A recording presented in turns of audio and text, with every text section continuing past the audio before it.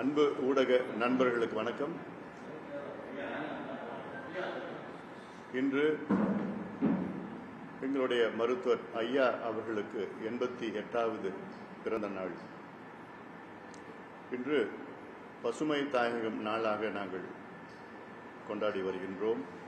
தமிழ்நாடு முழுவதும் பல லட்சக்கணக்கான மரங்களை நட்டு மருத்துவர் ஐயாவுடைய பிறந்தநாள் தினத்தன்று ஒரு பசுமை நாளாக நாங்கள் கொண்டாடி வருகின்றோம். மருத்துவர் ஐயா அவர்கள்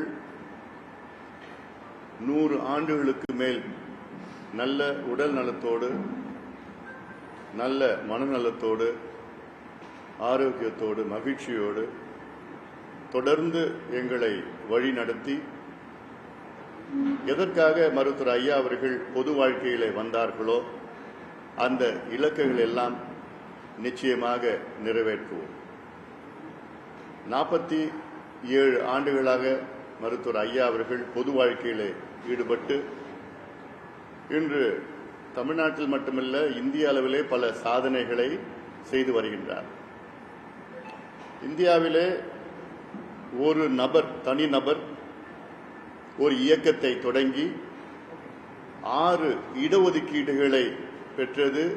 இதற்கு முன்பும் யாரும் கிடையாது, இதற்கு பிறகும் யாரும் இருக்க போவது கிடையாது. தமிழ்நாட்டிலே 4 இடஒதுக்கீடுகள், இந்திய அளவிலே 2 இடஒதுக்கீடுகள். மருத்துவர் ஐயா அவர்கள்தான் அதற்கு முழு காரணம். அது மட்டுமல்ல, இன்று தமிழ்நாட்டிலே மது ஒழிப்பு கொள்கை, பூரண மதுவிலக்கு ஒரு கொள்கையாக அனைத்து கட்சிகளும் ஏற்றுக்கொண்ட மனநிலை, அதற்கு முழு காரணம் மருத்துவர் ஐயா அவர்கள்தான்.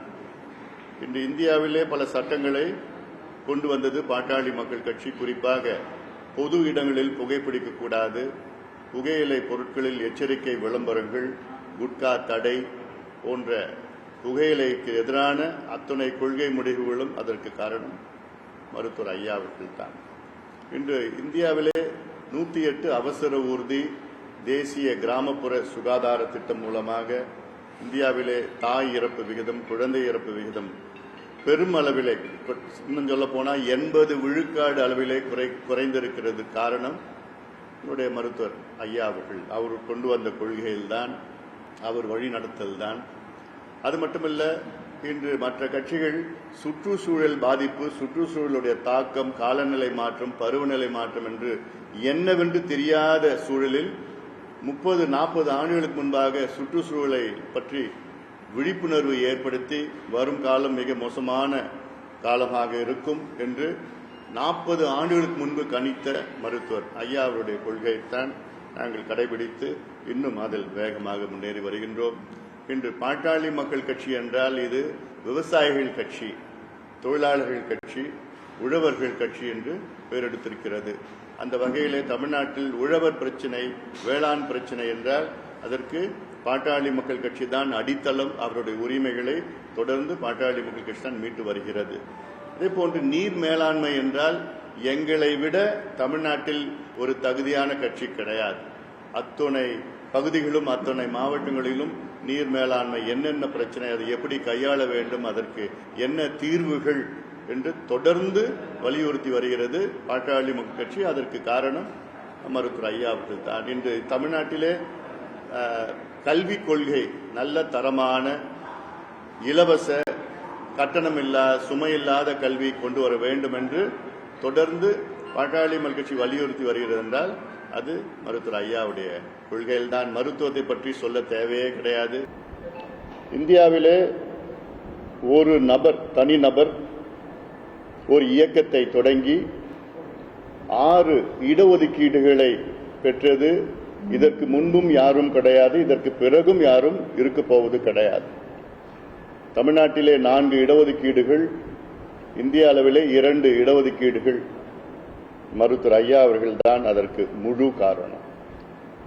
அது மட்டுமல்ல, இன்று தமிழ்நாட்டிலே மது ஒழிப்பு கொள்கை, பூரண மதுவிலக்கு ஒரு கொள்கையாக அனைத்து கட்சிகளும் ஏற்றுக்கொண்ட மனநிலை, அதற்கு முழு காரணம் மருத்துவர் ஐயா அவர்கள்தான். இன்று இந்தியாவிலே பல சட்டங்களை கொண்டு வந்தது பாட்டாளி மக்கள் கட்சி. குறிப்பாக பொது இடங்களில் புகைப்பிடிக்கக்கூடாது, புகையிலை பொருட்களில் எச்சரிக்கை விளம்பரங்கள், குட்கா தடை போன்ற புகையிலைக்கு எதிரான அத்தனை கொள்கை முடிவுகளும் அதற்கு காரணம் மருத்துவர் ஐயா அவர்கள்தான்.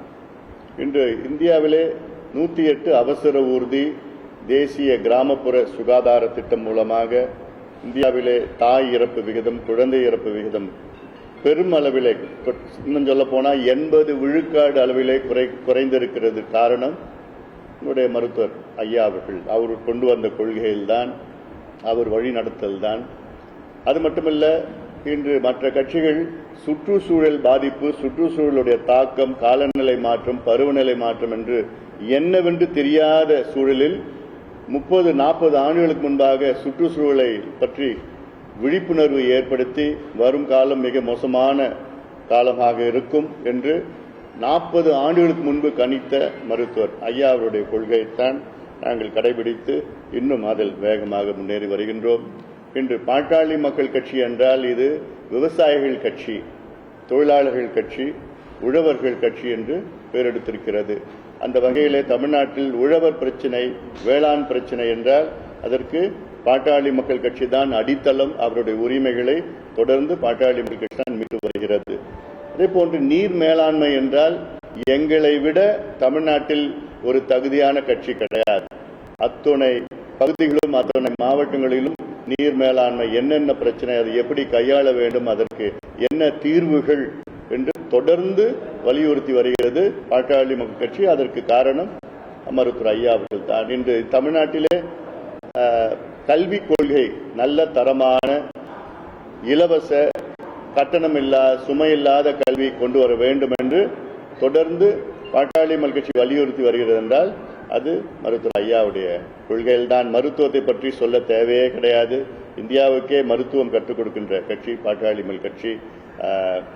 இளைஞர்களுக்கு வேலை வாய்ப்பு, பொருளாதார முன்னேற்றம், இதெல்லாம் தொடர்ந்து தமிழ்நாட்டுக்கு வழிகாட்டுதல், வழி நடத்தி கொண்டிருக்கின்ற கட்சி பாட்டாளி மக்கள் கட்சி. அது அத்துணை கொள்கைகளும் மருத்துவர் ஐயா அவர்கள் தொடங்கிய கொள்கைகள், கடைபிடித்த கொள்கைகள். அந்த கொள்கைகள் தொடர்ந்து நாம் கடைபிடித்து நிச்சயமாக அத்தனை ஐயாவுடைய லட்சியங்கள் எல்லாம் நாங்கள் எல்லோரும் சேர்ந்து நிறைவேற்றுவோம். இது மருத்துவர் ஐயாவுடைய பிறந்த நாள் அன்று நாங்கள் எல்லோரும் ஏற்றிருக்கின்றோம். அடுத்தது, இப்பொழுது சமீப செய்தி, இந்திய கல்வி அமைச்சர் தர்மேந்திர பிரதான் அவர்கள் ராஜினாமா செய்திருக்கின்றார். இது வரவேற்கத்தக்கது. இது சில நாட்களுக்கு முன்பு செய்திருக்க வேண்டும். ஆனாலும் இதை வரவேற்கின்றோம். இதன் பிறகு மத்திய அரசு இந்த நீட் தேர்வை ரத்து செய்ய வேண்டும். தர்மேந்திர பிரதான் ராஜினாமா செய்வது அது ஒரு அமைச்சர் ராஜினாமா செய்வது, அவ்வளவுதான். ஆனால் இருக்கின்ற பிரச்சனை அப்படியேதான் இருக்கிறது. எங்களை பொறுத்தவரை நீட் தேர்வில் குளறுபடி அது ஒரு சிறிய பிரச்சனை தான். நீட் தேர்வு ரத்து செய்ய வேண்டும், அதுதான் இந்த பிரச்சனைக்கு முழு தீர்வு. நீட் தேர்வு இந்தியாவிற்கு தேவையில்லாத ஒரு தேர்வு. காரணம், இது தகுதியான மருத்துவர்களை உருவாக்கவில்லை. இது முழுமையாக மருத்துவ படிப்பை வணிகமயமாக்கி, கமர்ஷியலைசேஷன் ஆஃப் மெடிக்கல் எஜுகேஷன். அதாவது இன்னைக்கு தேர்வுல இந்தியாவில் எவ்வளவு தேர்வு இருக்கு, ஐஐடி, ஜிஎல்,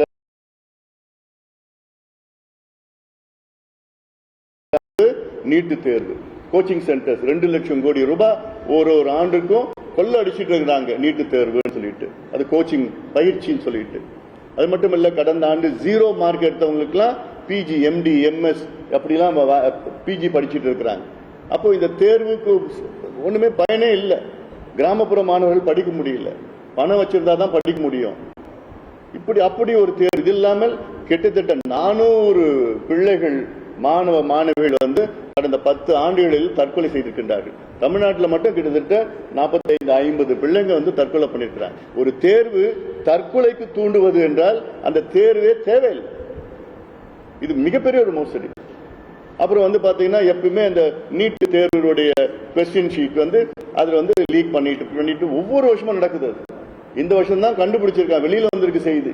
ஒவ்வொரு ஆண்டும் நடைபெற்று தான் வந்துட்டு இருக்குது. அப்போ ஒரு ஃபுல் ப்ரூஃபா ஒரு எக்ஸாம் வந்து அது ஒரு கமர்ஷியலைசேஷன் ஆஃப் மெடிக்கல் எஜுகேஷன். தரம் இல்லாத டாக்டர் இங்க வராங்க, எவ்வளவு குழந்தைங்கள்லாம் இறக்குறாங்கன்னா, தற்கொலை பண்ணிக்கிறாங்கன்னா, அப்ப இந்த தேர்வே வேண்டாம். ஒவ்வொரு மாநிலத்திற்கும் விட்டுடணும். அவங்க கொள்கைக்கு ஏற்ப அது தேர்வு நடத்தி போட்டோம். உங்களால் நடத்த முடியல அது வேற. ஆனா கிராமப்புற மாணவர்களுக்கு சமூக நீதிக்கு எதிரானது. பணம் வச்சிருந்தா படிக்கலாம். 590 மார்க் வாங்கிக்கிட்டு ஒரு பையன் படிக்க முடியல, ஏன்னா அவங்க அப்பா விவசாயி. 720க்கு 590. இன்னொருத்தன் 110 மார்க் வாங்கி MBBS படிக்கிறான், ஏன்னா அவங்க அப்பா கோடீஸ்வரர். வருஷம் 27 லட்சம் ஃபீஸ் கட்டுறதுக்கு அவங்க அப்பா காசு வச்சிருக்கிறார். ஆனா விவசாயியின் மகன் 5 லட்சம் ரூபாய் government quota management fees, government quota management seat. தனியார் கல்லூரியில கவர்மெண்ட் கோட்டால 5 லட்சம் ஃபீஸ் கட்ட முடியல. அப்ப என்ன ஒரு தேர்வு அதெல்லாம். அதனால இது அவசியமா பண்ண. அது மட்டும் இல்ல, இந்த டெல்லியிலேயே போராடிட்டு இருந்தாங்கல்ல, அவங்க மேல அரசு எந்த வழக்குகளும் போடக்கூடாது. அது மட்டும் இல்ல, அந்த போராட்டத்தின் நேரத்தில் மிகப்பெரிய அசம்பாவிதங்கள் நடந்தது. அது மாணவர்கள் செய்யல, சில சமூக விரோதிகள் ஊடுருவி. அது மட்டும் இல்ல, காவல்துறை போர்வையில ஏதோ மாஸ்க் ஹெல்மெட் எல்லாம் போட்டுக்கிட்டு யாரோ வந்து பெண்களை குழந்தைகளை மானபங்கம் செய்தார்கள். அவங்க மீது கடுமையான நடவடிக்கை எடுக்கணும், ஒரு ஒரு ஆய்வு நடத்தணும், ஒரு விசாரணை நடத்தணும், நீதிமன்றம் விசாரணை நடத்தணும் பண்ணி யார் கண்டுபிடிச்சு அவங்களுக்கு டிஸ்மிஸ் பண்ணி ஜெயில பிடிச்சு போடணும். They are not fit to be custodian of law. அது பெண்களையும் குழந்தைகளையும் மானபங்கம் செய்யறதுன்னா எவ்வளவு கேவலம்.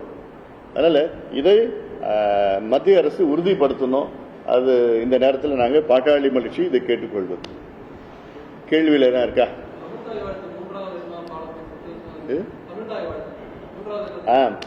இப்போ மனோன்மணி பல்கலைக்கழகத்தில் அதுல வந்து பாத்தீங்கன்னா, இப்போ அங்க இருக்கிற துணைவேந்தர் ஒரு சுற்றறிக்கை, அந்த சுற்றறிக்கையில நம்முடைய தமிழ்தாய் வாழ்த்து வந்து 3வது இடத்துல தான் பாடப்படும் என்று ஒரு அறிவிக்கை வெளியிட்டிருக்கின்றது. இது வன்மையாக கண்டிக்க வேண்டும். இது தமிழ்நாடு. ஆளுநர் அவருடைய அலுவலகத்திலிருந்து வந்தாலும் தமிழ்நாடு மரபுகள் வைத்துத்தான் இதை நடைமுறைப்படுத்த வேண்டும். இது இன்னொன்னு, சமீபத்தில் பாத்தீங்கன்னா மத்திய உள்துறை அமைச்சகம் ஒரு அறிவிக்கை வெளியிட்டது. அந்த அறிவிக்கைப்படி அந்தந்த மாநிலத்தில் எது முதன்மை மொழியோ எது முதன்மை பாடலோ அதை நீங்கள் அந்த நடைமுறைப்படுத்தலாம் என்று, அந்த பாடலில் நீங்க அது ஒழிக்க வைக்கலாம் என்றெல்லாம் ஒரு அறிக்கை வந்திருக்குது. அதன் பிறகு ஆளுநர் இதை வந்து அழுத்தம் கொடுப்பது வந்து இது தவறு, இது செய்யக்கூடாது, இது தேவையில்லாம அரசியல் பண்ணாதீங்க. தமிழ்நாட்டுக்குன்னு ஒரு மரபு இருக்கு, ஒரு வழிகாட்டுதல் இருக்கு. மத்திய உள்துறை அமைச்சர்களும் அந்த வழிகாட்டுதல் சொல்லியிருக்கிறாங்க, அதன்படி நடந்துக்கணும். அதனால இது வந்து தமிழ்நாட்டு மக்களை அவமதிக்கின்ற ஒரு செய்தியா நான் பாக்குறேன், செயலா நான் பாக்குறேன். நான் தமிழக மக்களை அவமதிக்கின்ற ஒரு செயலா நான் பாக்குறேன். நான் இது ஆளுநரும் இது புரிஞ்சுக்கணும். இது வந்து அரசியல் இல்லை. இதெல்லாம் நீங்க உங்க ராஜ்பவன்ல நடத்திக்கீங்க, உங்களுக்கு எப்படி வேணுமோ நடந்துக்கீங்க, அதுவே தப்பு. அது தமிழ்நாட்டில் நடத்துகிற ராஜ்பவன்னா தமிழ் வழியில மரபுகள் பண்ணணும். நீங்க மற்றவங்க யாரும் கட்டாயப்படுத்தக்கூடாது. அதனால இது தவறான போக்கு, இதை திருத்திக் கொள்ள வேண்டும். தமிழ் தாய் வாழ்த்து தான் முதல் பாடலாக அதை ஒலிக்க வேண்டும். அந்த கான்வெகேஷன்லயோ எந்த அரசு விழாவிலோ அதான் ஒலிக்கணும். இது மிக தவறான ஒரு முடிவா நான் பார்க்கிறேன். நான் ஏன்னா முதலமைச்சர் அவர்கள், தமிழக முதலமைச்சர் அவர்கள் மாண்புமிகு திரு விஜய் அவர்கள் ஆகஸ்ட் 3ஆம் தேதி கர்நாடகா செல்லக்கூடாது. அங்கே சென்று மேகதாது சம்பந்தமாக கர்நாடக முதலமைச்சர் DK சிவகுமாரோடு பேச்சுவார்த்தை நடத்தக்கூடாது.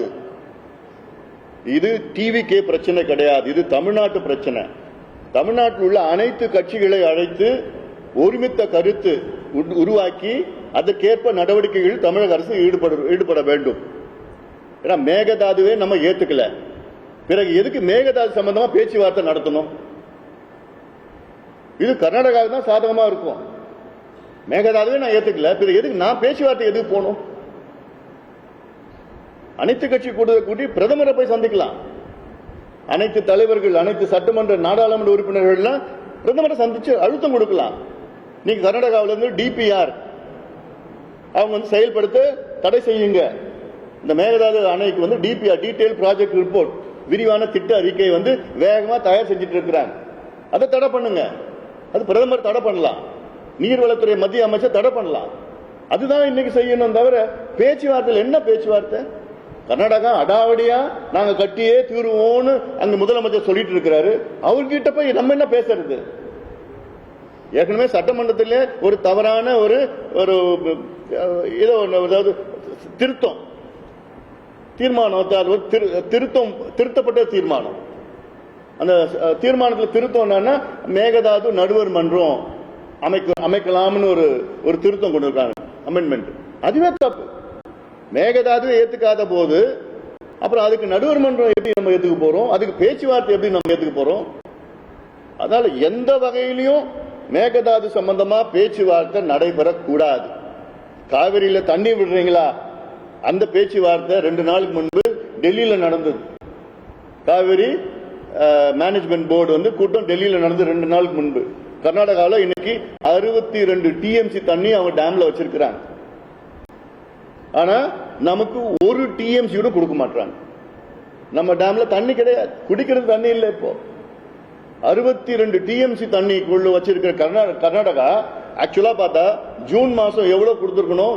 உச்சநீதிமன்ற இறுதி தீர்ப்பு படி ஜூன் மாசம் 9.9 டிஎம்சி தண்ணி வழங்கியிருக்கணும் கர்நாடகா தமிழ்நாட்டுக்கு காவிரி மூலமாக.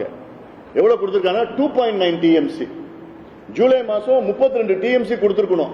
இன்னும் ஜூலை மாசம் இப்போ முடிய போகுது, இன்னும் ஒரு 5 நாள் தான் இருக்கு. இன்னைக்கு வரைக்கும் எவ்வளவு கொடுத்தாங்க? ஒண்ணுமே இல்லை. இப்ப 2 டிஎம்சி 3 டிஎம்சி இருக்க போகுது.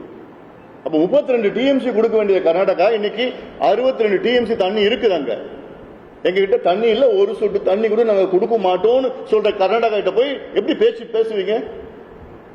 எதுக்கு பேச்சுவார்த்தை? இப்பவே ஒரு சூழல்னா இவங்க மேகதாது அணை கட்டின பிறகு அப்ப நினைச்சு பாருங்க, இன்னைக்கே தண்ணி விட முடியாதுன்னு சொல்ற கர்நாடகா நாளைக்கு மேகதாது அணை கட்டிட்டாங்கன்னா அந்த ஒரு வர சொட்டு தண்ணி கூட வராது.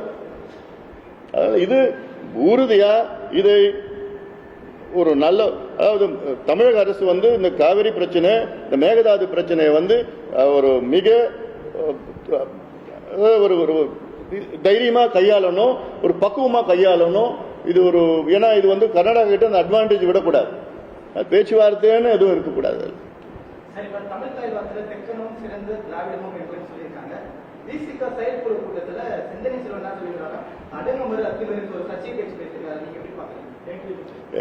எவ்வளவு முக்கியமான பிரச்சனை பேசிட்டு இருக்கோம். இப்ப யாரோ பேசினாங்க, இதெல்லாம் பேசுறது, இதெல்லாம் அவங்களுக்கு என்ன? அது பதில் சொன்னாதான் நமக்கு பிரச்சனை. இதெல்லாம் அது பதில் சொன்னாதான் அதுக்கு பதில் சொல்லாம போங்க.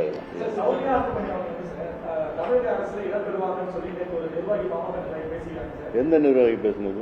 அவங்க மேல நடவடிக்கை எடுக்கிறேன் நான். அப்படி யாராவது பேசியிருந்தாங்கன்னா அவங்க மேல நடவடிக்கை எடுக்கிறேன் நான். அதாவது நாங்க ஒரு நல்ல ஒரு எதிர்கட்சியா செயல்பட்டு இருக்கிறோம். இது எல்லாமே வதந்திகள், 100 விழுக்காடு வதந்திகள். அவ்வளவுதான். ஒரே வார்த்தையில முடிச்சுட்டேன் நான். இதுக்கு மேல கண்ணு காது மூக்குலாம் வச்சு பேசவே வேண்டாம். அதுக்கு அவசியமே கிடையாது. நாங்க நல்லா செயல்பட்டு இருக்கிறோம்.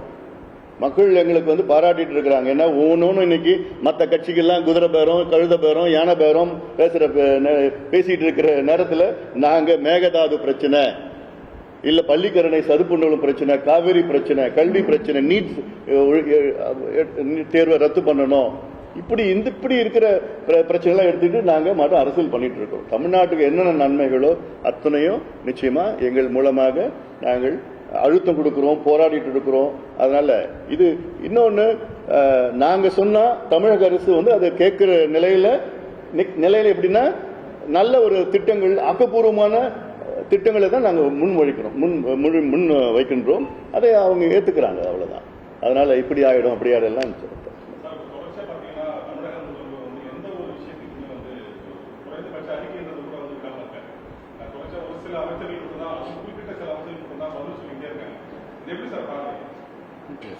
நீங்க அவர்கிட்ட தான், முதலமைச்சர் தான் கேட்கணும். அது அவர் ஸ்டைல் ஆஃப் ஃபங்க்ஷனிங். அது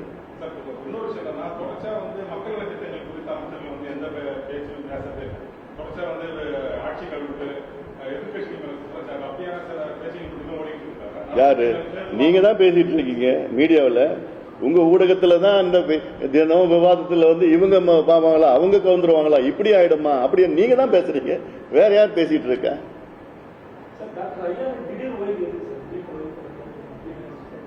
ஐயா வந்து இன்னைக்கு 88 வயது. அவர் கொஞ்சம் உடம்பு சரியில்லை, நல்லா இருக்கிறாரு. அவர் கொஞ்சம் நடக்கிறதோ அது மாதிரி ஒரு சின்ன சின்ன பிரச்சனைகள்லாம் இருக்கு. அது மட்டும் இல்லை, பட் அவருடைய ஒரு முடிவு, அது அவருடைய மனநிலை இருக்குல்ல. ஆனாலும் அரசியல்ல வந்து ஓய்வுன்னு யாரும் இருக்காது, அரசியல்ல யாரும் ஓய்வுன்னு இருக்காது. அவருடைய வழிகாட்டுதல் தான் எல்லாமே. இதுக்கு முன்பு வழிகாட்டுதல் இருக்கு, இதுக்கு பிறகு வழிகாட்டுதல் தான் இருக்கும் போது அவருடைய ஆலோசனைகள் வழிகாட்டுதல் எல்லாமே இருக்கு. அதான் இப்ப சமீபத்தில் நடக்குது. அது என்னன்னு தெரியல. அது என்ன, தென் மாவட்டம்னா அவ்வளவு மோசமான பகுதி. அது எப்ப பார்த்தாலும் தென் மாவட்டத்தில் லாக்அப் டெத்துல இருந்து அப்புறம் வந்து செல்லுல டெத்து, போலீஸ் ஸ்டேஷன்ல டெத்து, இதெல்லாம் ரொம்ப ஒரு மனநிலை ஏன் அப்படி இருக்குது அப்படின்னு தெரியல.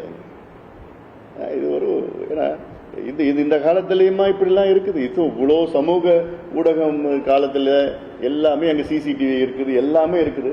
இப்பயும் அங்க போய் அந்த ஒரு மனநிலை காவல்துறையில முதல்ல மாற்றணும். அது இல்லாம கடுமையான நடவடிக்கை எடுத்து யார் இதுக்கு காரணமோ அவங்களுக்கு வந்து டிஸ்மிஸ் மட்டும் கிடையாது, ஜெயில பிடிச்சி போகணும். 10-15 வருஷமா தண்டனை கொடுத்தாதான் இதெல்லாம் கொஞ்சம் அடுத்தது ஒரு ரிஃபார்ம்ஸ் நிறைய நடக்கணும்.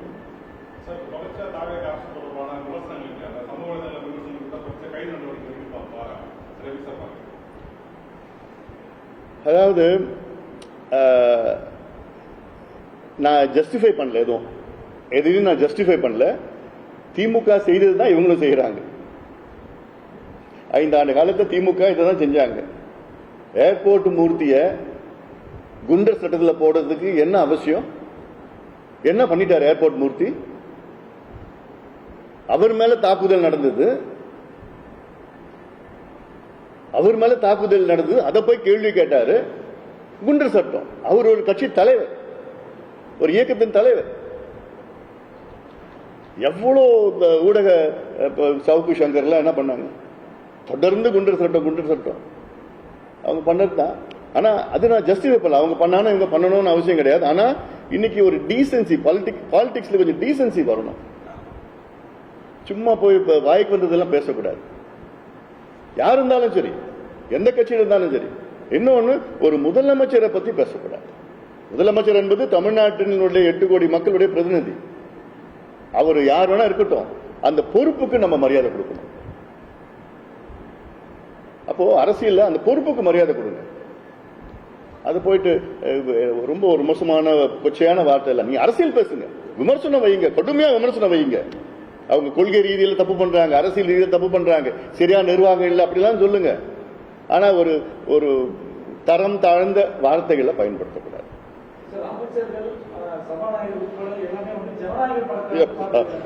வணக்கம். முக்கியமான இந்த கனிம வழக்கு, அதாவது கடந்த திமுக ஆட்சியில மேற்கு தொடர்ச்சி மலை, தென் மாவட்டங்களில் உள்ள மேற்கு தொடர்ச்சி மலை பாதி காணும். இந்த வடிவேல் படத்துல கிணத்தை காணும், அது மாதிரி பாதி மலையை காணும். அவ்வளோ மோசமா காட்ஃபாதர், பல காட்ஃபாதர்கள் தென் மாவட்டத்தில். எவ்வளோ நாங்க போராட்டம் பண்ணோம், எவ்வளோ அழுத்தம் கொடுத்தோம். நாங்க போராட்டம் பண்ண எங்க மேல வழக்கு. ஆனா கேரளாவில் ஆயிரக்கணக்கான கோடி ரூபாய் தமிழ்நாட்டிலிருந்து தென் மாவட்டங்கள்ல இருந்து கேரளாவுக்கு கடத்திட்டு போயிருக்கிறாங்க.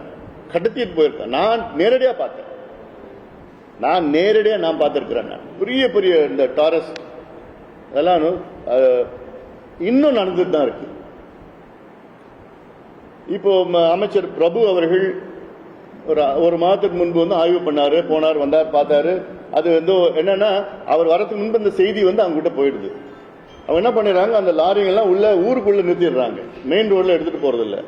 அமைச்சர் வராருன்னு, அமைச்சர் போன பிறகு திரும்பி மெயின் ரோட்ல கூட்டிட்டு போறாங்க. இப்ப அங்க இருந்து இப்போ அங்க தென்காசிக்கு இப்ப இன்னும் கொஞ்சம் வடக்கு வந்திருக்கு. கடத்திட்டு போறது எங்க கடத்திட்டு போறோம். இப்ப என்னன்னா, அதுக்கு என்ன செய்யணும், முதல்ல சிபிஐ விசாரணை நடத்தணும். ஏன்னா இது இன்டர் ஸ்டேட் ப்ராப்ளம். தமிழ்நாடு பிரச்சனை மட்டும்தான் ஒரு இவங்க சிபிசிஐடி எல்லாம் பண்ணலாம். இது Kerala, Tamil Nadu, Karnataka involve, 3 state involve. CBI விசாரணை நடத்தினா கடந்த காலங்களில் யார் எவ்வளவு கடத்திட்டு போய் என்னென்ன பண்ணிருக்காங்க, அவங்க மட்டும் அவங்களோட சொத்துக்களை அவங்க எல்லாத்தையும் ஜப்தி பண்ணி அபராதம் வழங்கி அந்த இப்ப இருக்கிற குவாரியெல்லாம் மூடி இடி என்ன பண்ணணும். ஏன்னா இப்ப ஃபைன் பார்த்தா சும்மா ஒன்றும் இல்லாத ஃபைனை கட்டிட்டு போயிடுறாங்க. ஒட்டுமொத்தமா அதை ஜப்தி பண்ணிடணும். அவங்க ஒட்டுமொத்த சொத்தையும் ஜப்தி பண்ணி அவங்க மேல கைது நடவடிக்கை எல்லாம் பண்ணி அதுக்கு சிபிஐ விசாரணை நடத்தணும். ஒண்ணு.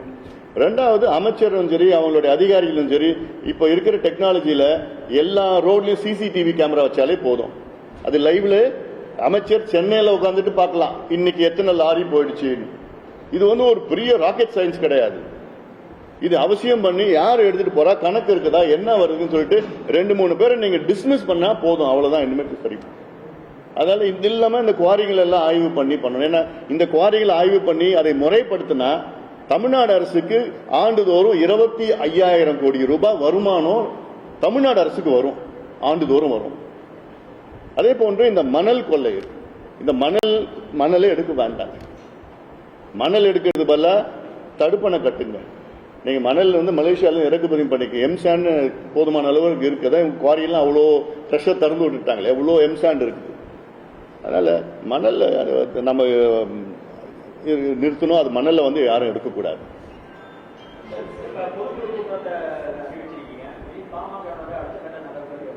பாருங்க இன்னும் அதுக்கு முன்னாடி என்ன அவசரம். பாமகவில் எந்த குழப்பமும் கிடையாது, எந்த குழப்பமும் கிடையாது. எல்லாமே நல்ல சுமூகமா போயிட்டு இருக்கு, நல்லா இருக்குது. அதனால எந்த குழப்பமும் கிடையாது. பாமக இன்னைக்கு வேகமா வளர்ந்துட்டு இருக்குது. இந்த சமீபத்தில் நடந்த தேர்தலில் கூட எங்களுக்கு நாங்க தலை நிமிர்ந்து நிக்கிறோம். மற்ற கட்சிகள் எல்லாம் படுதோல்வி தோல்வி எவ்வளோ நடந்திருக்கு. எங்களுக்கு எண்ணிக்கை இல்லைன்னா கூட எங்களுடைய தாக்கம், எங்களால கூட்டணிக்கு மிகப்பெரிய பலம், நாங்க வெற்றி பெற்றிருக்கிறோம். அதனால நாங்க இன்னைக்கு தலை நிமிர்ந்து நாங்க நிக்கிறோம் தேர்தலில். அந்த வகையில அதுக்கு பிறகும் நாங்க இன்னைக்கு வேகமா இங்க வளர்ச்சி, மிகப்பெரிய வளர்ச்சி எங்களுக்கு பாமகவுக்கு இருக்கு, இன்னும் இருக்கும். போக போக நீ பார்க்க தான் போறீங்க.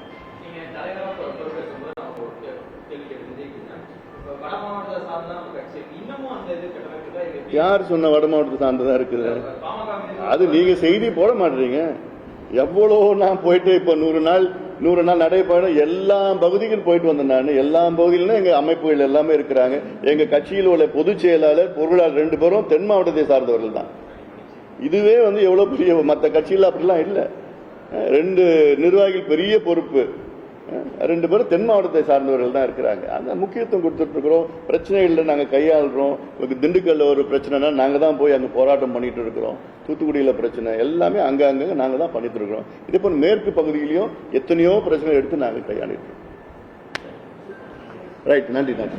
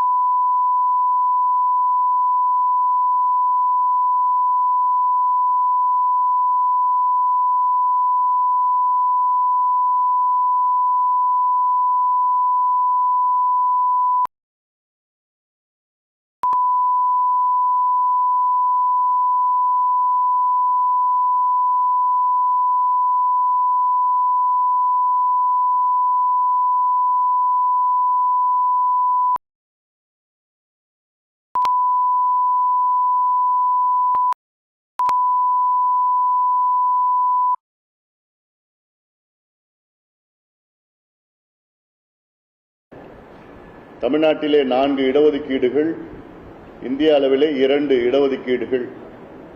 மருத்துவர் ஐயா அவர்கள்தான் அதற்கு முழு காரணம். அது மட்டுமல்ல, இன்று தமிழ்நாட்டிலே மது ஒழிப்பு கொள்கை, பூரண மதுவிலக்கு ஒரு கொள்கையாக அனைத்து கட்சிகளும் ஏற்றுக்கொண்ட மனநிலை, அதற்கு முழு காரணம் மருத்துவர் ஐயா அவர்கள்தான்.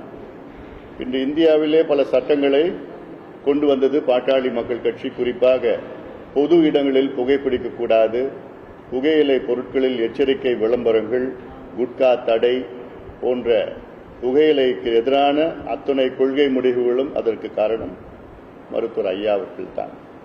இன்று இந்தியாவிலே 108 அவசர ஊர்தி தேசிய கிராமப்புற சுகாதார திட்டம் மூலமாக இந்தியாவிலே தாய் இறப்பு விகிதம், குழந்தை இறப்பு விகிதம் பெரும் அளவிலே, இன்னும் சொல்ல போனால் 80 விழுக்காடு அளவிலே குறைந்திருக்கிறது. காரணம் என்னுடைய மருத்துவர் ஐயா அவர்கள். அவர் கொண்டு வந்த கொள்கையில்தான், அவர் வழி நடத்தல்தான். அது மட்டுமல்ல, இன்று மற்ற கட்சிகள் சுற்றுச்சூழல் பாதிப்பு, சுற்றுச்சூழலுடைய தாக்கம், காலநிலை மாற்றம், பருவநிலை மாற்றம் என்று என்னவென்று தெரியாத சூழலில் 30-40 ஆண்டுகளுக்கு முன்பாக சுற்றுச்சூழலை பற்றி விழிப்புணர்வு ஏற்படுத்தி வரும் காலம் மிக மோசமான காலமாக இருக்கும் என்று 40 ஆண்டுகளுக்கு முன்பு கணித்த மருத்துவர் ஐயா அவருடைய கொள்கையைத்தான் நாங்கள் கடைபிடித்து இன்னும் அதில் வேகமாக முன்னேறி வருகின்றோம். இன்று பாட்டாளி மக்கள் கட்சி என்றால் இது விவசாயிகள் கட்சி, தொழிலாளர்கள் கட்சி, உழவர்கள் கட்சி என்று பெயரெடுத்திருக்கிறது. அந்த வகையிலே தமிழ்நாட்டில் உழவர் பிரச்சினை, வேளாண் பிரச்சினை என்றால் அதற்கு பாட்டாளி மக்கள் கட்சி தான் அடித்தளம். அவருடைய உரிமைகளை தொடர்ந்து பாட்டாளி மக்கள் கட்சி தான் மீட்டு வருகிறது. அதே போன்று நீர் மேலாண்மை என்றால் எங்களை விட தமிழ்நாட்டில் ஒரு தகுதியான கட்சி கிடையாது. அத்துணை பகுதிகளும் அத்தனை மாவட்டங்களிலும் நீர் மேலாண்மை என்னென்ன பிரச்சனை, அதை எப்படி கையாள வேண்டும், அதற்கு என்ன தீர்வுகள் என்று தொடர்ந்து வலியுறுத்தி வருகிறது பாட்டாளி மக்கள் கட்சி. அதற்கு காரணம் மருத்துவர் ஐயா அவர்கள் தான். இன்று தமிழ்நாட்டிலே கல்வி கொள்கை நல்ல தரமான, இலவச, கட்டணமில்லா, சுமையில்லாத கல்வி கொண்டு வர வேண்டும் என்று தொடர்ந்து பாட்டாளி மக்கள் கட்சி வலியுறுத்தி வருகிறது என்றால் அது மருத்துவர் ஐயாவுடைய கொள்கையில்தான். மருத்துவத்தை பற்றி சொல்ல தேவையே கிடையாது. இந்தியாவுக்கே மருத்துவம் கற்றுக் கொடுக்கின்ற கட்சி பாட்டாளி மக்கள் கட்சி. இளைஞர்களுக்கு வேலை வாய்ப்பு, பொருளாதார முன்னேற்றம், இதெல்லாம் தொடர்ந்து தமிழ்நாட்டுக்கு வழிகாட்டுதல், வழி நடத்தி கொண்டிருக்கின்ற கட்சி பாட்டாளி மக்கள் கட்சி. அது அத்துணை கொள்கைகளும் மருத்துவர் ஐயா அவர்கள் தொடங்கிய கொள்கைகள், கடைபிடித்த கொள்கைகள். அந்த கொள்கைகள் தொடர்ந்து நாம் கடைபிடித்து நிச்சயமாக அத்தனை ஐயாவுடைய லட்சியங்கள் எல்லாம் நாங்கள் எல்லோரும் சேர்ந்து நிறைவேற்றுவோம். இது மருத்துவர் ஐயாவுடைய பிறந்த நாள் அன்று நாங்கள் எல்லோரும் சபதம் ஏற்றிருக்கின்றோம். அடுத்தது, இப்பொழுது சமீப செய்தி, இந்திய கல்வி அமைச்சர் தர்மேந்திர பிரதான் அவர்கள் ராஜினாமா செய்திருக்கின்றார். இது வரவேற்கத்தக்கது. இது சில நாட்களுக்கு முன்பு செய்திருக்க வேண்டும். ஆனாலும் இதை வரவேற்கின்றோம். இதன் பிறகு மத்திய அரசு இந்த நீட் தேர்வை ரத்து செய்ய வேண்டும். தர்மேந்திர பிரதான் ராஜினாமா செய்வது அது ஒரு அமைச்சர் ராஜினாமா செய்வது, அவ்வளவுதான். ஆனால் இருக்கின்ற பிரச்சனை அப்படியேதான் இருக்கிறது. எங்களை பொறுத்தவரை நீட் தேர்வில் குளறுபடி அது ஒரு சிறிய பிரச்சனை தான். நீட் தேர்வு ரத்து செய்ய வேண்டும், அதுதான் இந்த பிரச்சனைக்கு முழு தீர்வு. நீட் தேர்வு இந்தியாவிற்கு தேவையில்லாத ஒரு தேர்வு. காரணம், இது தகுதியான மருத்துவர்களை உருவாக்கவில்லை. இது முழுமையாக மருத்துவ படிப்பை வணிகமயமாக்கி, கமர்ஷியலைசேஷன் ஆஃப் மெடிக்கல் எஜுகேஷன். அதாவது இன்னைக்கு தேர்வில் இந்தியாவில் எவ்வளோ தேர்வு இருக்கு, ஐஐடி, ஜிஎல் அப்படிலாம் இருக்கு. ஆனா எல்லாத்திலோட அதிக கமர்ஷியலைசேஷன், பணம் சம்பாதிக்கிற தேர்வு நீட் தேர்வு. கோச்சிங் சென்டர்ஸ் 2 லட்சம் கோடி ரூபாய் ஒரு ஆண்டுக்கும் கொள்ள அடிச்சுட்டு இருக்கிறாங்க நீட் தேர்வுன்னு சொல்லிட்டு, அது கோச்சிங் பயிற்சின்னு சொல்லிட்டு. அது மட்டும் இல்ல, கடந்த ஆண்டு 0 மார்க் எடுத்தவங்களுக்குலாம் பிஜி, எம்டி, எம்எஸ் அப்படிலாம் பிஜி படிச்சுட்டு இருக்கிறாங்க. அப்போ இந்த தேர்வுக்கு ஒண்ணுமே பயனே இல்லை. கிராமப்புற மாணவர்கள் படிக்க முடியல, பணம் வச்சிருந்தா தான் படிக்க முடியும். அப்படி ஒரு தேர்வு. இது இல்லாமல் கிட்டத்தட்ட 400 பிள்ளைகள், மாணவர்கள் கடந்த 10 ஆண்டுகளில் தற்கொலை செய்திருக்கின்றார்கள். தமிழ்நாட்டில் மட்டும் கிட்டத்தட்ட 45-50 பிள்ளைங்க வந்து தற்கொலை பண்ணிருக்கிறாங்க. ஒரு தேர்வு தற்கொலைக்கு தூண்டுவது என்றால் அந்த தேர்வே தேவையில்லை. இது மிகப்பெரிய ஒரு மோசடி. அப்புறம் வந்து பாத்தீங்கன்னா எப்பவுமே அந்த நீட்டு தேர்வுடைய கொஸ்டின் ஷீட் வந்து அதுல வந்து லீக் பண்ணிட்டு ஒவ்வொரு வருஷமும் நடக்குது. இந்த வருஷம் தான் கண்டுபிடிச்சிருக்காங்க, வெளியில வந்திருக்கு செய்தி. ஒவ்வொரு ஆண்டும் நடைபெற்று தான் வந்துட்டு இருக்குது. அப்போ ஒரு ஃபுல் ப்ரூஃபா ஒரு எக்ஸாம் வந்து அது ஒரு கமர்ஷியலைசேஷன் ஆஃப் மெடிக்கல் எஜுகேஷன். தரம் இல்லாத டாக்டருங்க வராங்க, எவ்வளவு குழந்தைங்கள்லாம் இறக்குறாங்கன்னா, தற்கொலை பண்ணிக்கிறாங்கன்னா, அப்ப இந்த தேர்வே வேண்டாம். ஒவ்வொரு மாநிலத்திற்கும் விட்டுடணும். அவங்க கொள்கைக்கு ஏற்ப அது தேர்வு நடத்திட்டு போட்டோம். உங்களால் நடத்த முடியுது அது வேற. ஆனா கிராமப்புற மாணவர்களுக்கு சமூக நீதிக்கு எதிரானது. பணம் வச்சிருந்தா படிக்கலாம். 590 மார்க் வாங்கிக்கிட்டு ஒரு பையன் படிக்க முடியல, ஏன்னா அவங்க அப்பா விவசாயி. 720க்கு 590. இன்னொருத்தன் 110 மார்க் வாங்கி MBBS படிக்கிறான், ஏன்னா அவங்க அப்பா கோடீஸ்வரர். வருஷம் 27 லட்சம் ஃபீஸ் கட்டுறதுக்கு அவங்க அப்பா காசு வச்சிருக்கிறார். ஆனா விவசாயியின் மகன் 5 லட்சம் ரூபாய் government quota management fees, government quota management seat. தனியார் கல்லூரியில் கவர்மெண்ட் கோட்டால 5 லட்சம் ஃபீஸ் கட்ட முடியல. அப்ப என்ன ஒரு தேர்வு அதெல்லாம். அதனால இது அவசியமா பண்ண. அது மட்டும் இல்ல, இந்த டெல்லியிலேயே போராடிட்டு இருந்தாங்கல்ல, அவங்க மேல அரசு எந்த வழக்குகளும் போடக்கூடாது. அது மட்டும் இல்ல, அந்த போராட்டத்தின் நேரத்தில் மிகப்பெரிய அசம்பாவிதங்கள் நடக்குது. அது மாணவர்கள் செய்யல, சில சமூக விரோதிகள் ஊடுருவி. அது மட்டும் இல்ல, காவல்துறை போர்வையில ஏதோ மாஸ்க் ஹெல்மெட் எல்லாம் போட்டுக்கிட்டு யாரோ வந்து பெண்களை குழந்தைகளை மானபங்கம் செய்தார்கள். அவங்க மீது கடுமையான நடவடிக்கை எடுக்கணும், ஒரு ஒரு ஆய்வு நடத்தணும், ஒரு விசாரணை நடத்தணும், நீதிமன்றம் விசாரணை நடத்தணும் பண்ணி யார் கண்டுபிடிச்சு அவங்களுக்கு டிஸ்மிஸ் பண்ணி ஜெயில பிடிச்சு போடணும். They are not fit to be custodian of law. அது பெண்களையும் குழந்தைகளையும் மானபங்கம் செய்யறதுன்னா எவ்வளவு கேவலம். அதனால இதை மத்திய அரசு உறுதிப்படுத்தணும். அது இந்த நேரத்தில் நாங்கள் பாட்டாளி மகிழ்ச்சி இதை கேட்டுக்கொள்வது. கேள்வியில் என்ன இருக்கா?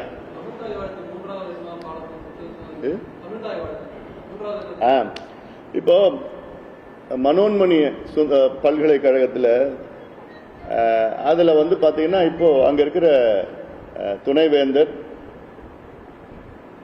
ஒரு சுற்றறிக்கை, அந்த சுற்றறிக்கையில நம்முடைய தமிழ்தாய் வாழ்த்து வந்து 3வது இடத்துல தான் பாடப்படும் என்று ஒரு அறிவிக்கை வெளியிட்டிருக்கின்றது. இது வன்மையாக கண்டிக்கப்படும். இது தமிழ்நாடு.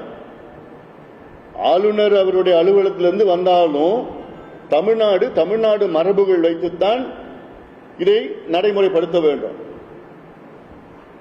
இது இன்னொன்னு, சமீபத்தில் பாத்தீங்கன்னா மத்திய உள்துறை அமைச்சகம் ஒரு அறிவிக்கை வெளியிட்டது. அந்த அறிவிக்கைப்படி அந்தந்த மாநிலத்தில் எது முதன்மை மொழியோ எது முதன்மை பாடலோ அதை நீங்கள் அந்த நடைமுறைப்படுத்தலாம் என்று, அந்த பாடலில் நீங்கள் அது ஒழிக்க வைக்கலாம் என்றெல்லாம் ஒரு அறிக்கை வந்திருக்குது.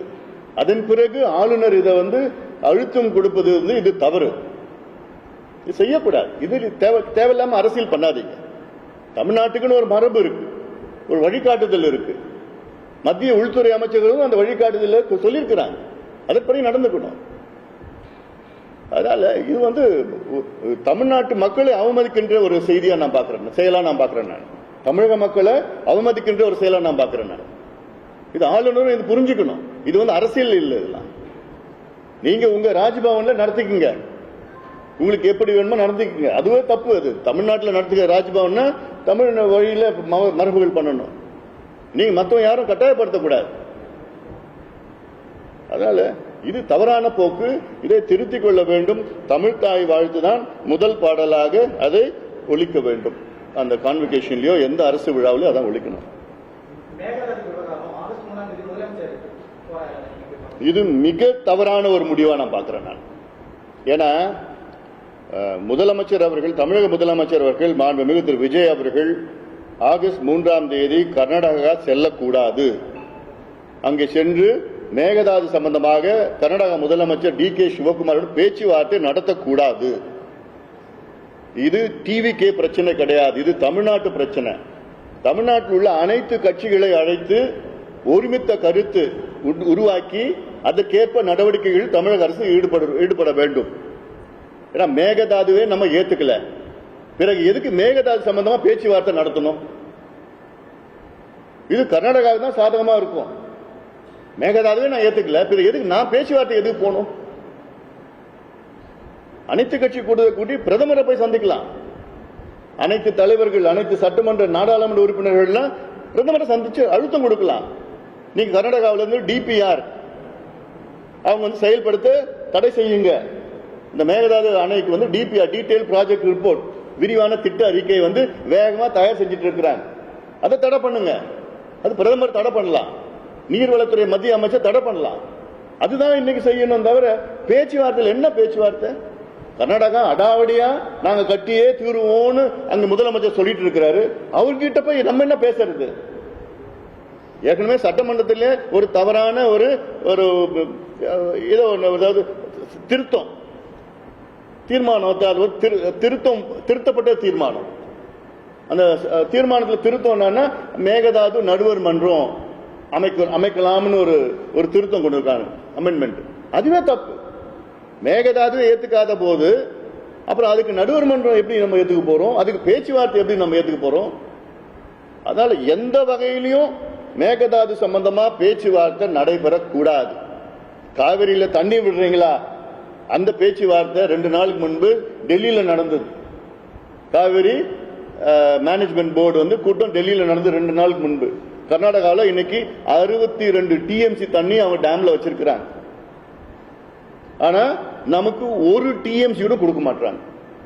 நம்ம டேம்ல தண்ணி கிடையாது, குடிக்கிறது தண்ணி இல்லை. இப்போ 62 டிஎம்சி தண்ணிக்குள்ள வச்சிருக்கிற கர்நாடகா ஆக்சுவலா பார்த்தா ஜூன் மாசம் எவ்வளவு கொடுத்திருக்கணும்? உச்சநீதிமன்ற இறுதி தீர்ப்பு படி ஜூன் மாசம் 9.9 டிஎம்சி தண்ணி வழங்கியிருக்கணும் கர்நாடகா தமிழ்நாட்டுக்கு காவிரி மூலமாக. எவ்வளவு கொடுத்திருக்காங்க? 2.9 டிஎம்சி. ஜூலை மாசம் 32 டிஎம்சி கொடுத்திருக்கணும். இன்னும் ஜூலை மாசம் இப்போ முடிய போகுது, இன்னும் ஒரு 5 நாள் தான் இருக்கு. இன்னைக்கு வரைக்கும் எவ்வளவு கொடுத்தாங்க? ஒண்ணுமே இல்லை. இப்ப 2 டிஎம்சி 3 டிஎம்சி இருக்க போகுது. அப்ப 32 டிஎம்சி கொடுக்க வேண்டிய கர்நாடகா இன்னைக்கு 62 டிஎம்சி தண்ணி இருக்குதாங்க. எங்க கிட்ட தண்ணி இல்ல, ஒரு சொட்டு தண்ணி கூட நாங்க கொடுக்க மாட்டோம்னு சொல்ற கர்நாடகா கிட்ட போய் எப்படி பேசுவீங்க? எதுக்கு பேச்சுவார்த்தை? இப்பவே ஒரு சூழல்னா இவங்க மேகதாது அணை கட்டின பிறகு அப்ப நினைச்சு பாருங்க, இன்னைக்கே தண்ணி விட முடியாதுன்னு சொல்ற கர்நாடகா நாளைக்கு மேகதாது அணை கட்டிட்டாங்கன்னா அந்த ஒரு வர சொட்டு தண்ணி கூட வராது. இது உறுதியா இதை ஒரு நல்ல, அதாவது தமிழக அரசு வந்து இந்த காவிரி பிரச்சனை, இந்த மேகதாது பிரச்சனையை வந்து ஒரு மிக ஒரு தைரியமா கையாளணும், ஒரு பக்குவமா கையாளணும். இது ஒரு ஏன்னா இது வந்து கர்நாடகா கிட்ட அந்த அட்வான்டேஜ் விடக்கூடாது, பேச்சுவார்த்தைன்னு எதுவும் இருக்கக்கூடாது.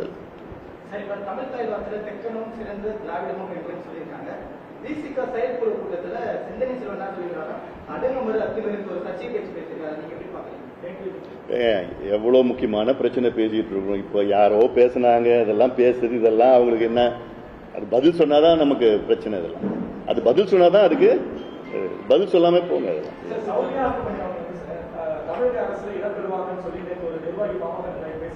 எந்த நிர்வாகி பேசுனது?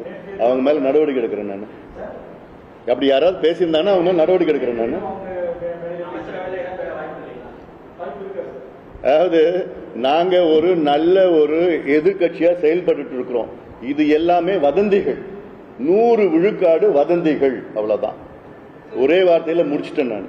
இதுக்கு மேல கண்ணு காது மூக்கு எல்லாம் வச்சு பேசவே வேண்டாம், அதுக்கு அவசியமே கிடையாது. நாங்க நல்லா செயல்பட்டு இருக்கிறோம்.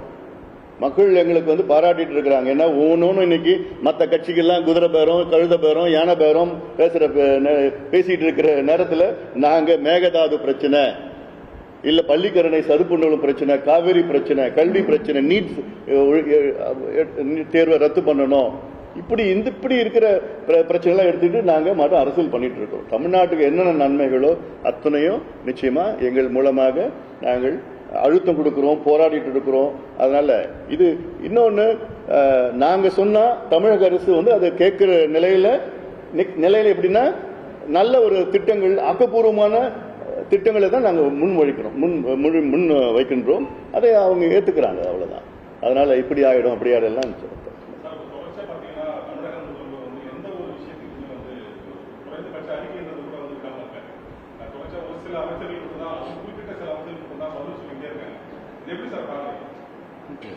நீங்க அவர்கிட்ட தான் முதலமைச்சர் தான் கேட்கணும். அது அவர் ஸ்டைல் ஆஃப் ஃபங்க்ஷனிங். அது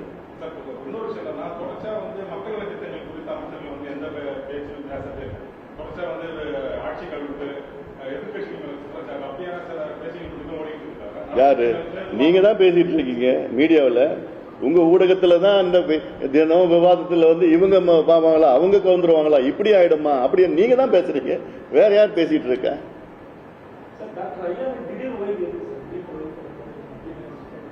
ஐயா வந்து இன்னைக்கு 88 வயது. அவர் கொஞ்சம் உடம்பு சரியில்லை. உடம்பு சரியில்லை, நல்லா இருக்கிறாரு.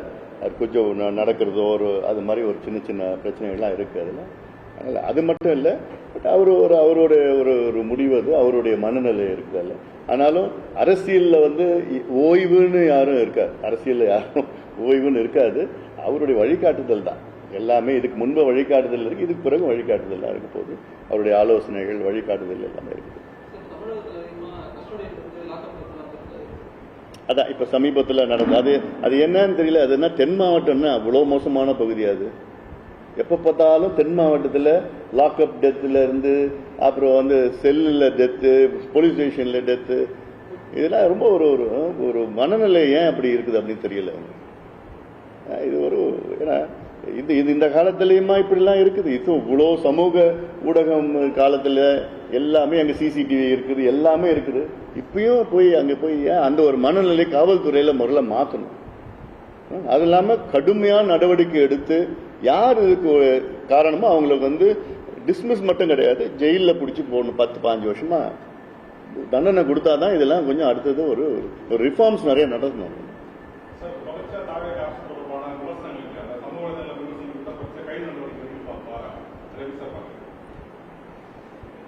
அதாவது நான் ஜஸ்டிஃபை பண்ணல, எதையும் நான் ஜஸ்டிஃபை பண்ணல. திமுக செய்தது தான் இவங்களும் செய்யறாங்க. 5 ஆண்டு காலத்தை திமுக இதான் செஞ்சாங்க. ஏர்போர்ட் மூர்த்திய குண்டர் சட்டத்தில் போடுறதுக்கு என்ன அவசியம்? என்ன பண்ணிட்டார் ஏர்போர்ட் மூர்த்தி? அவர் மேல தாக்குதல் நடந்தது. அதை போய் கேள்வி கேட்டாரு. குண்டர் சட்டம். அவர் ஒரு கட்சி தலைவர், ஒரு இயக்கத்தின் தலைவர். எவ்வளோ ஊடக சவுக்கு சங்கர்லாம் என்ன பண்ணாங்க? தொடர்ந்து குண்டர் சட்டம் அவங்க பண்ணதுதான்.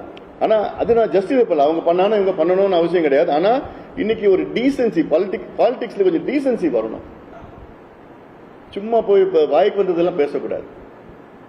யார் இருந்தாலும் சரி, எந்த கட்சியில் இருந்தாலும் சரி. இன்னொன்னு, ஒரு முதலமைச்சரை பத்தி பேசக்கூடாது. முதலமைச்சர் என்பது தமிழ்நாட்டினுடைய 8 கோடி மக்களுடைய பிரதிநிதி. அவர் யார் வேணா இருக்கட்டும், அந்த பொறுப்புக்கு நம்ம மரியாதை கொடுக்கணும். அப்போ அரசியல்ல அந்த பொறுப்புக்கு மரியாதை கொடுங்க.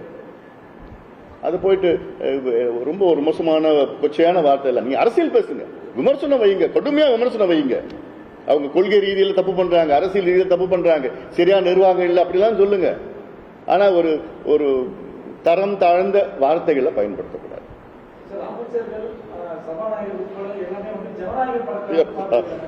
வணக்கம். முக்கியமா இந்த கனிம வழக்கு, அதாவது கடந்த திமுக ஆட்சியில மேற்கு தொடர்ச்சி மலை, தென் மாவட்டங்களில் உள்ள மேற்கு தொடர்ச்சி மலை பாதி காணும். இந்த வடிவேல் படத்தில் கிணத்தை காணும், அது மாதிரி பாதி மலையை காணும். அவ்வளோ மோசமா காட்ஃபாதர், பல காட்ஃபாதர்கள் தென் மாவட்டத்தில். எவ்வளோ நாங்க போராட்டம் பண்ணோம், எவ்வளோ அழுத்தம் கொடுத்தோம். நாங்க போராட்டம் பண்ண எங்க மேல வழக்கு. ஆனா கேரளாவில் ஆயிரக்கணக்கான கோடி ரூபாய் தமிழ்நாட்டிலிருந்து தென் மாவட்டங்கள்ல இருந்து கேரளாவுக்கு கடத்திட்டு போயிருக்கிறாங்க. நான் நேரடியா பார்த்தேன். நான் பார்த்திருக்கிறேன். பெரிய பெரிய இந்த டாரஸ் அதெல்லாம் இன்னும் நடந்துட்டு தான் இருக்கு. இப்போ அமைச்சர் பிரபு அவர்கள் ஒரு மாதத்துக்கு முன்பு வந்து ஆய்வு பண்ணாரு, போனார், வந்தார், பார்த்தாரு. அது வந்து என்னன்னா, அவர் வரதுக்கு முன்பு அந்த செய்தி வந்து அவங்க கிட்ட போயிடுது. அவங்க என்ன பண்ணிடுறாங்க, அந்த லாரிங்கெல்லாம் உள்ள ஊருக்குள்ள நிறுத்திடுறாங்க, மெயின் ரோட்ல எடுத்துட்டு போறது இல்லை. அமைச்சர் வராருன்னு. அமைச்சர் போன பிறகு திரும்பி மெயின் ரோட்ல கூட்டிட்டு போறாங்க. இப்ப அங்க இருந்து இப்போ அங்க தென்காசிக்கு இப்போ இன்னும் கொஞ்சம் வடக்கு வந்திருக்கு. கடத்திட்டு போறது எங்கெங்க கடத்திட்டு போறோம். இப்ப என்னன்னா அதுக்கு என்ன செய்யணும், முதல்ல சிபிஐ விசாரணை நடத்தணும். ஏன்னா இது இன்டர் ஸ்டேட் ப்ராப்ளம். தமிழ்நாடு பிரச்சனை மட்டும்தான் ஒரு இவங்க சிபிசிஐடி எல்லாம் பண்ணலாம். இது Kerala, Tamil Nadu, Karnataka involve, 3 state involve. CBI விசாரணை நடத்தினா கடந்த காலங்களில் யார் எவ்வளவு கடத்திட்டு போய் என்னென்ன பண்ணிட்டாங்க அவங்க மட்டும் அவங்களோட சொத்துக்களை அவங்க எல்லாத்தையும் ஜப்தி பண்ணி அபராதம் வழங்கி அந்த இப்ப இருக்கிற குவாரியெல்லாம் மூடி இடி எல்லாம் பண்ணணும். ஏன்னா இப்ப ஃபைன் பார்த்தா சும்மா ஒண்ணும் இல்லாத ஃபைனை கட்டிட்டு போயிடுறாங்க. ஒட்டுமொத்தமா அதை ஜப்தி பண்ணிடணும். அவங்க ஒட்டுமொத்த சொத்தையும் ஜப்தி பண்ணி அவங்க மேல கைது நடவடிக்கை எல்லாம் பண்ணி அதுக்கு சிபிஐ விசாரணை நடத்தணும். ஒண்ணு. ரெண்டாவது, அமைச்சரும் சரி அவங்களுடைய அதிகாரிகளும் சரி இப்ப இருக்கிற டெக்னாலஜியில எல்லா ரோட்லயும் சிசிடிவி கேமரா வச்சாலே போதும். அது லைவ்ல அமைச்சர் சென்னையில உட்காந்துட்டு பார்க்கலாம் இன்னைக்கு எத்தனை லாரி போயிடுச்சு. இது ஒரு பெரிய ராக்கெட் சயின்ஸ் கிடையாது. இது அவசியம் பண்ணி யார் எடுத்துட்டு போறா, கணக்கு இருக்குதா, என்ன வருதுன்னு சொல்லிட்டு 2-3 பேரை நீங்க டிஸ்மிஸ் பண்ணா போதும். அவ்வளவுதான் இனிமேல் சரி.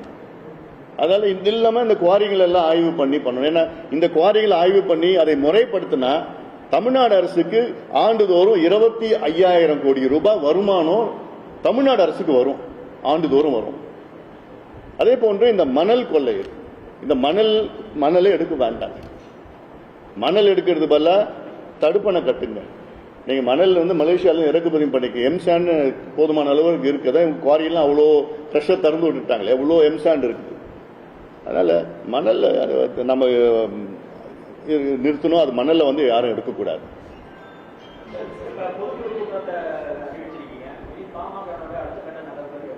பாருங்க, இன்னும் அதுக்கு முன்னாடி என்ன சொல்லுங்க.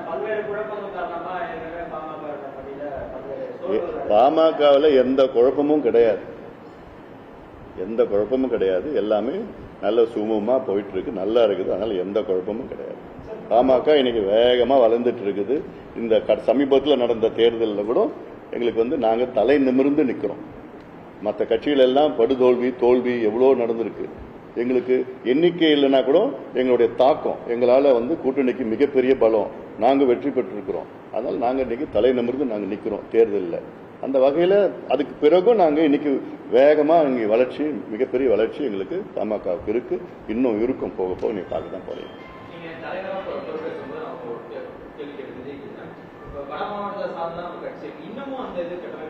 யார் சொன்ன வட மாவட்டத்தை சார்ந்ததான் இருக்குது? அது நீங்க செய்தி போட மாட்டீங்க. எவ்வளோ நான் போயிட்டு இப்ப 100 நாள் நடைபயணம் எல்லா பகுதிக்கும் போயிட்டு வந்தேன். நான் எல்லா பகுதியிலும் எங்க அமைப்புகள் எல்லாமே இருக்கிறாங்க. எங்க கட்சியில் உள்ள பொதுச் செயலாளர், பொருளாளர் 2 பேரும் தென் மாவட்டத்தை சார்ந்தவர்கள் தான். இதுவே எவ்வளவு பெரிய, மற்ற கட்சியில் அப்படிலாம் இல்லை. 2 நிர்வாகிகள் பெரிய பொறுப்பு, 2 பேரும் தென் மாவட்டத்தை சார்ந்தவர்கள் தான் இருக்கிறாங்க. அந்த முக்கியத்துவம் கொடுத்துட்டு இருக்கிறோம். பிரச்சனைகள் நாங்க கையாளுறோம். திண்டுக்கல்ல ஒரு பிரச்சனைனா நாங்க தான் போய் அங்க போராட்டம் பண்ணிட்டு இருக்கிறோம். தூத்துக்குடியில பிரச்சனை எல்லாமே அங்கங்க நாங்க தான் பண்ணிட்டு இருக்கிறோம். இதே போல மேற்கு பகுதியிலையும் எத்தனையோ பிரச்சனை எடுத்து நாங்க கையாளிட்டு இருக்கோம். ரைட், நன்றி.